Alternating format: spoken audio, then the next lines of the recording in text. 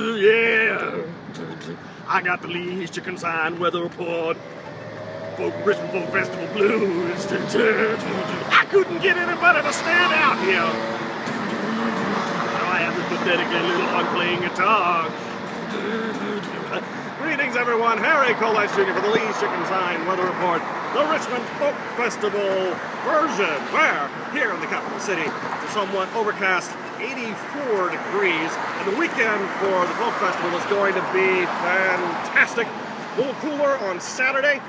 A little bit of chance of rain, 20%. We had the same thing during the UCI bike races, and it hardly ever rained at all.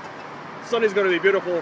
You're going to have a great weekend on Browns Island for all kinds of incredible acts. You're going to have, well, the Fido Band, who was sort of our entrance here, DJ Grandmaster Flash, and the Sun Ra Orchestra. I mean, come on. The island is going to be hot. Physically lifting out of the river. You have Sleepy LaBeef, the Church Sisters, and on Saturday, a Bolivian dance parade. Because I can tell you, it'll be 100% chance of movement. I'm Harry Coletts Jr.